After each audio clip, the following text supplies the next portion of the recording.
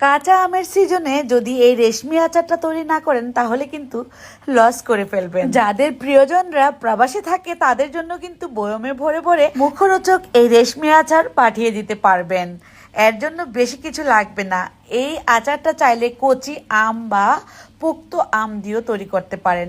আমি এখানে একটু বড় সাইজের দুটি আম নিয়ে নিলাম। আমের খোসা ছাড়ানোর পর একটা নারিকেল কোরানো, হাত কোরানো যেটা আর কি নারিকেল কোরাই আমরা, এই হাত কোরানো দিয়ে আমগুলোকে কুড়িয়ে নিব। তো কুড়ানোর পর কিন্তু একদম লম্বা লম্বা রেশমি সুতার মতো হচ্ছে, খেয়াল করুন। আর এভাবে কুড়িয়ে নিলেই কিন্তু আমের আচারটা দেখতে রেশমি সুতোর মতো মনে হবে। আর বাকি যে আমের বড়াগুলো আছে, আটিগুলো, সেগুলো কিন্তু ফেলে দিব না, সেগুলোকেও অন্য কাজে লাগাবো।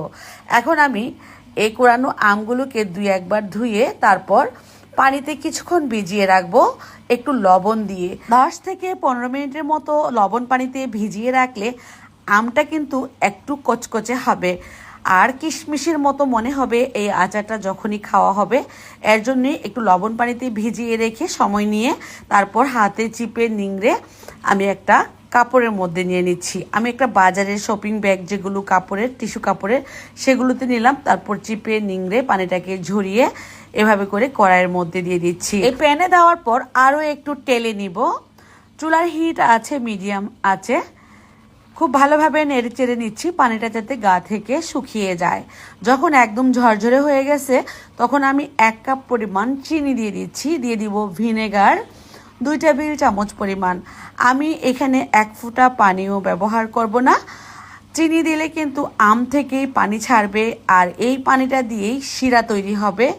আপনারা খেয়াল করুন, পানিটাকে শুকিয়ে নেওয়ার কারণে এই আমের ভেতর থেকে বেশি পানি বের হয় নাই, চিনি দেওয়ার কারণে একটু পানি ছেড়েছে। এখন কিন্তু এই শিরাটা অনেকটা ঘন হয়ে আসবে। আমও সেদ্ধ হয়ে গেছে কিন্তু আমগুলো ঝরঝরে আছে। এখানে যদি আমরা চিনির শিরার মধ্যে পানি ব্যবহার করতাম তাহলে কিন্তু আমগুলো গলে যেত। তো আমার এখানে আমি যেভাবে এই রেশমি আচার তৈরি করেছি একটুও গলবে না। আপনি যখন খাবেন মুখে দেওয়ার পর অন্যরকম একটা দানাদার মনে হবে এই আচারটা, মানে কচকচ করবে। তো এই আমের আচার চাইলে কিন্তু আপনারা অনেকগুলো করে বানিয়ে বয়মে বয়মে ভরে আপনার প্রিয়জনদের কাছে পাঠাতে পারেন। অনেক অনেক আচার তৈরি করে রাখতে পারেন এই কাঁচা আমের সিজনে। এখন পরিবেশনের পালা। একটু ঠান্ডা হলে কালারটা কিন্তু আরও চেঞ্জ হবে, আরো বেশি কচকচে হয়ে যাবে এই আচারটা। ভিনেগার দেওয়ার কারণে অনেক দিন অবধি আপনি এটা রাখতে পারবেন, বছর জুড়ে। কেমন লাগলো রেসিপি কমেন্টে লিখে জানিয়ে দিবেন। সবাই ভালো থাকবেন।